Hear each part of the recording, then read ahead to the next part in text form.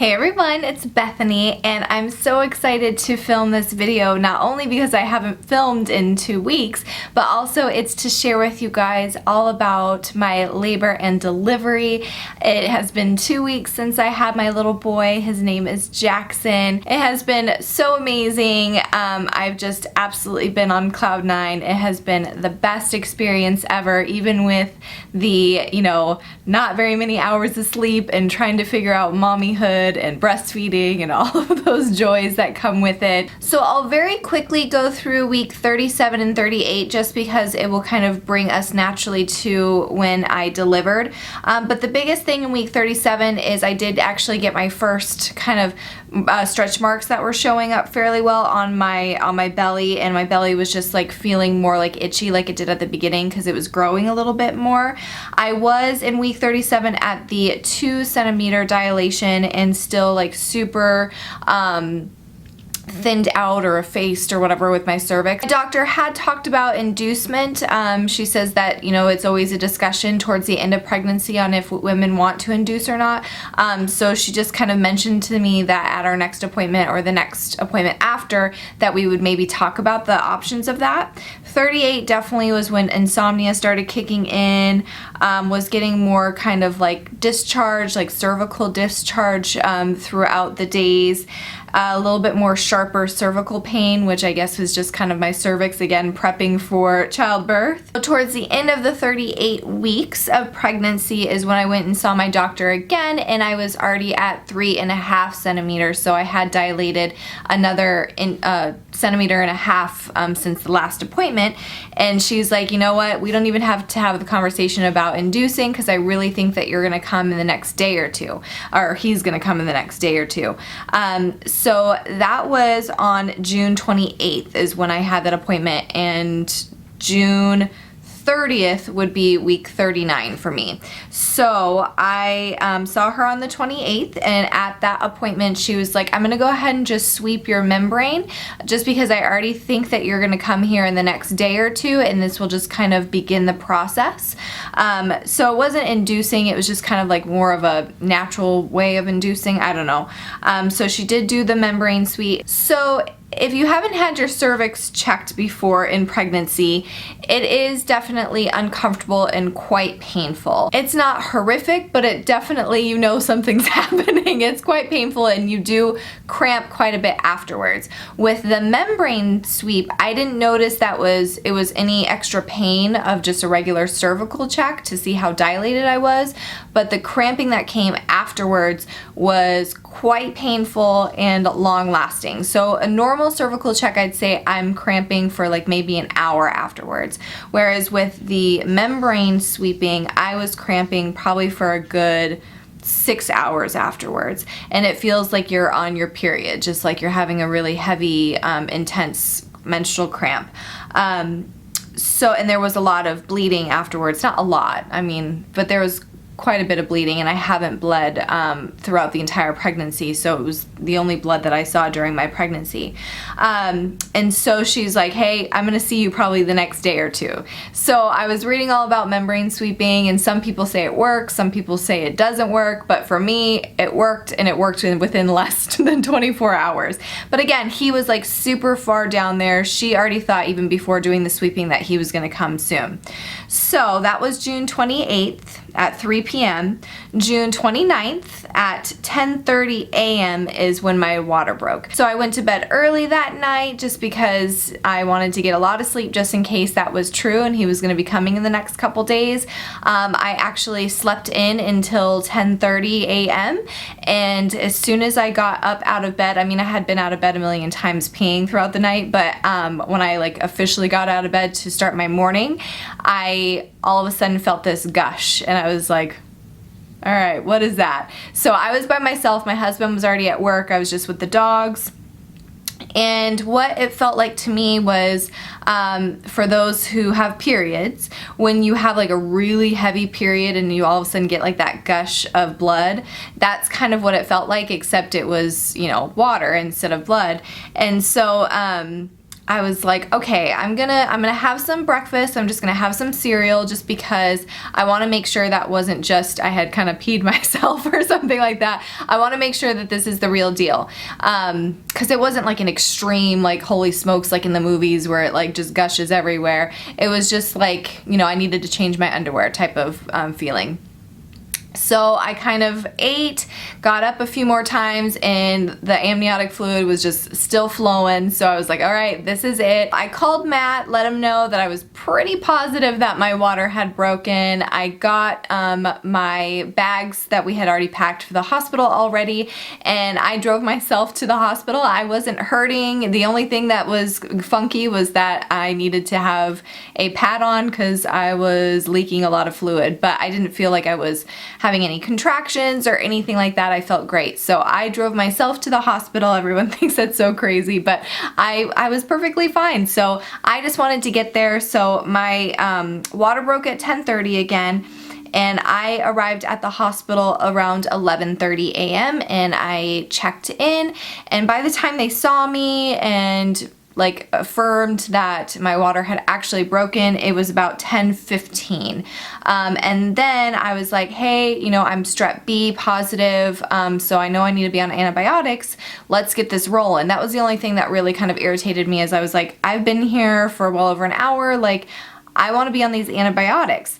So finally at 1 o'clock is when they got me on the antibiotics. I am allergic to penicillin. It's what they normally give people for strep B. So I had to get clindamycin, which is an 8-hour dose instead of a 4-hour dose. And so they like to have 2 doses for people who have strep B before they deliver. So that will come later. So when I checked into the hospital, I checked what my weight was when they were weighing me, and I was at 168. So I was officially 33 pounds total during my pregnancy. I started at 135. About 1 o'clock, basically right when they started the antibiotics, is when they sent me up to the labor and delivery room. Around that same time, my husband lives pretty far away, or not lives far away, works far away. So around that time, a little bit before then is when he got there. My dad actually got there. We called everyone else, letting them know that I was officially, you know, in labor. And so everyone was kind of getting their stuff ready to come over to the hospital as well. So I wrote all this down like that night just so I could remember it, because it's like all just happens. So that's why I'm looking down at my phone a lot. And as I got into the room, my not too long after that, I was meeting the nurse, and my doctor, actually my OBGYN, came in, and she was like, oh my gosh, we were right, like the next day you're here. She unfortunately had been on call the night before, so she was just going home for the night. So she was like, I'm gonna really try to be there, but I can't make any promises. I'm going home to sleep. If I can make it, you know, by the nighttime, if you deliver at night, I'll try to come. And I was fine with that. Like, I mean, I was just like, send me a good doctor. I understand that that happens. Of course you want to have your OB, but my birth plan has always been, I go to the hospital, I have them do what they need to do to have me be healthy and him be healthy, and that's all that's on my agenda. So I was okay that she probably wasn't going to be the person delivering, and all the doctors, they said, were fabulous, so I was assuring that I would go well. The labor and delivery room was huge. It was awesome. I really love the hospital that we delivered at. I just think it was great. It was so roomy. I mean, at one point we had so many people in there before the actual delivery during the labor part, and it was huge. It didn't really even faze me that there were so many people in there, because it was such a huge room. So I just kind of was walking around the hospital for a while, just kind of having contractions, but they weren't really painful. I was chatting with people, I was walking around, I was perfectly fine. And so they decided to get my contractions more regular, that they wanted me to do some Pitocin. So at around 4 centimeters, around 4:30 p.m. is when they started giving me just a really low dose of Pitocin, just to get my contractions more regular so I can get on the track of delivery. So at about 6 o'clock, so about an hour and a half into the Pitocin, is when the contractions started getting really intense, and they were about a minute apart, and they were very intense. Like, I really was zoned out. I was in a zone during that contraction. No one else existed. I was just trying to breathe through those, kind of rocking myself back and forth, I guess. I didn't even realize I was doing it, but people were telling me I was doing that. And it was hard because you don't hardly get any break. Your body is just going through one contraction after another, and I was dilated to, I think at that point I was about a 5 centimeters, but I still had a long way to go with having that much pain, and I felt like my body was really tense, that it just couldn't relax.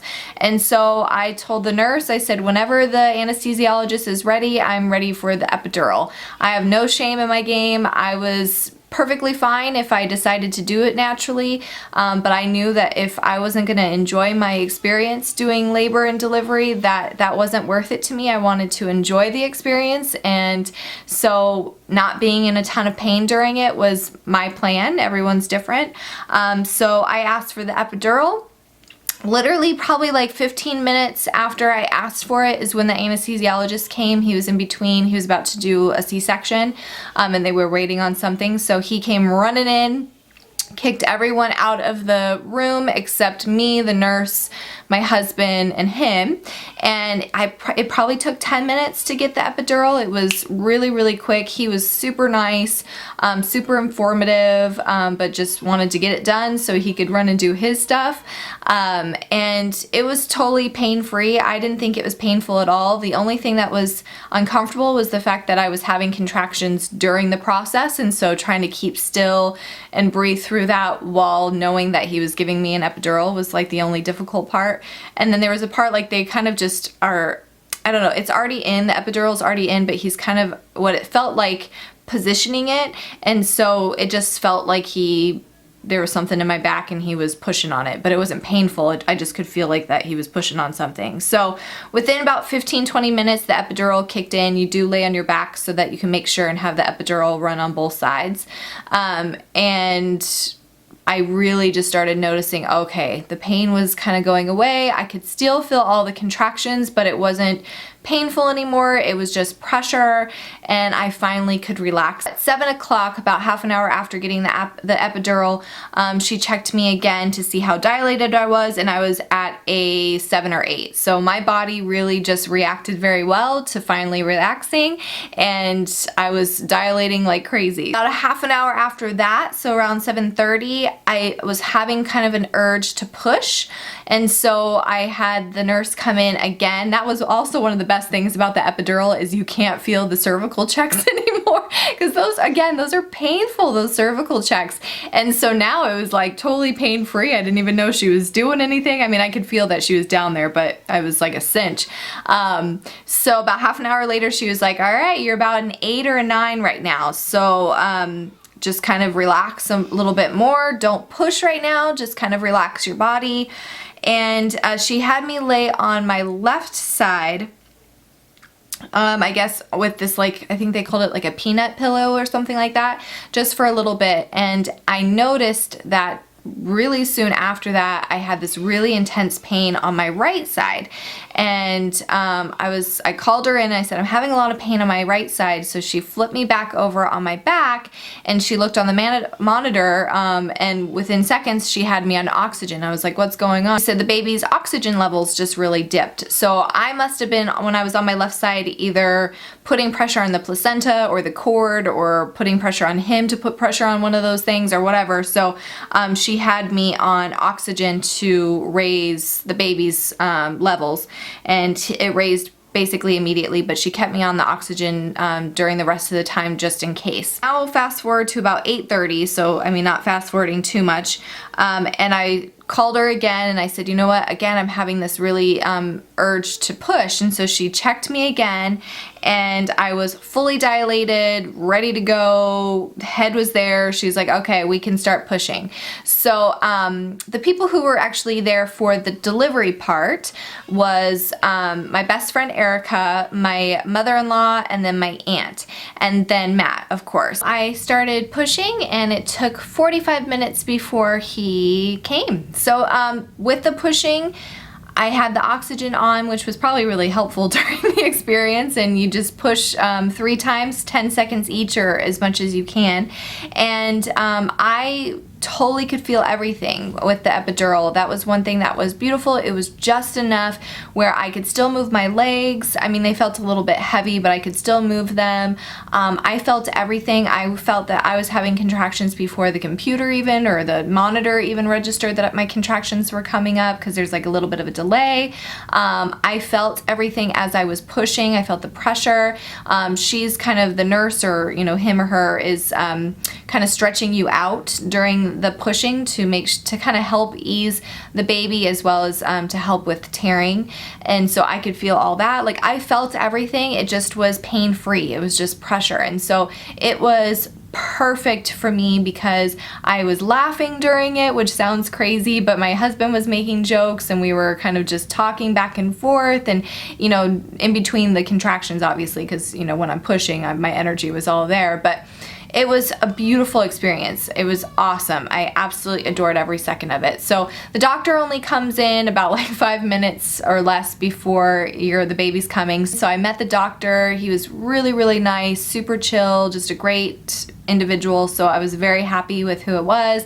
And then there was probably like, I want to say like 4+ other nurses in there, in addition to my nurse. They're doing all kinds of stuff, prepping and everything like that. So he had me push, I want to say it was like 2 or 3 more times, like sets of pushing before he came out. And the third one, he actually told me to stop because he was ready to pull little Jackson out. That was at 9:24 p.m. And he was born, and he was 6 pounds 2 ounces. So he is a little guy, even being at 39 weeks. So he was totally full term, just a little guy. And he was 19.5 inches long and totally perfect. The doctor said I tore at like a level 2, which is average. And so he was stitching me up. I was able to touch the baby's head before he came out, and I kind of bent over while they were pulling him out and could see him come out. And they had him on me pretty soon after. You know, Matt got to cut the umbilical cord, and then they took him off to clean him and everything like that. And so I was kind of with the doctor as I was delivering the placenta. Saw that. Umbilical cord's quite crazy because it is long. Matt was like, holy smokes, and my aunt was like, that was a little freaky with how long they're pulling the umbilical cord out for. But it was awesome. I mean, I can't say anything more positive about my experience with the labor and delivery. It just went perfect. All right, I'm gonna take a little intermission real quick from the labor and delivery story and share with you guys Jackson, just because he kind of just woke up, so he wants to come say hi. So this is our little Jackson. He is so stinking sweet and adorable. Are you playing with your mouth? Are you hungry already? So this is little Jackson. He is a little over 2 weeks now, which is crazy. He's just sporting his tie-dye and his diaper right now because it's Arizona, so it's definitely not cold here. That's Mama's hair.